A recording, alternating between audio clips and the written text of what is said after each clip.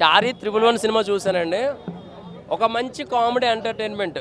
చాలా రోజుల తర్వాత బీభత్సంగా నవ్వుకోవడానికి ఈ సినిమాకి వస్తే మీకు హ్యాపీ ఫీల్ అవుతారండి. ఎందుకంటే చాలా స్ట్రెస్లో ఉండేటప్పుడు, చాలా డిసప్పాయింట్లో ఉండేటప్పుడు ముందు సినిమా గుర్తొస్తుంది ఎవరికైనా, లేదంటే బార్ గుర్తొస్తుంది.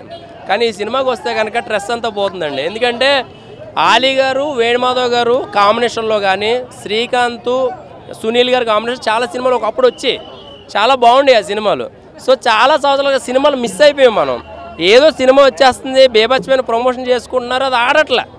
కానీ ఈ సినిమా తక్కువ బడ్జెట్లో ఒక మంచి బూస్టింగ్ ఉన్న సినిమా అనమాట. మంచి comedy entertainment, full length comedy. ఒక రా ఏజెంట్లో ఒక లైన్ తీసుకొని దాన్ని సినిమాకి సంబంధించిన ఒక మంచి హీరోయిన్ అండి, హీరోయిన్ ఆ అమ్మాయి అనాలన్నమాట. 60% ప్లస్ అమ్మాయి. సో ఫైట్లు కానీ, తనకి ఇచ్చిన క్యారెక్టరైజేషన్ కానీ చాలా న్యాయం చేసింది అమ్మాయి. సో సినిమా ఏం కావాలో అది ఉంది సినిమాకి. ప్రొడక్షన్ వాల్యూస్ అయితే మాత్రం ఎక్కడ తగ్గలే ప్రొడ్యూసర్ గారు. దానికి సంబంధించిన ఆర్ఆర్ చంపేశాడు.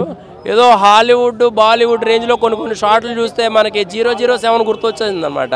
సో సినిమాలో హీరోయిన్ ఒక మాట అంటది, ఏంటి నువ్వేమో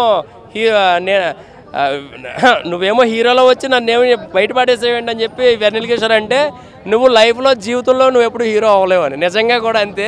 వెన్నెల కిషోర్ గారు ఎప్పుడు హీరో అవ్వలేరు ఆయన. ఎందుకంటే ఆయన ఎప్పుడు కామెడీగానే చూస్తున్నాము. మరో బ్రహ్మానందం గారిని చూసుకుంటున్నాం ఆయనలో.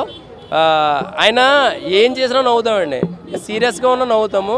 సో ఈ సినిమాలో ఒక 10 సినిమాల్లో కలిసిన కామెడీ ఒక సినిమాలో చూసాం అనమాట. సో ఎక్కువ నేను గొంతు పోయిందనమాట, అందుకే ఎక్కువ మాట్లాడలేకపోతున్నాను. ఒక థ్యాంక్ యూ అండి.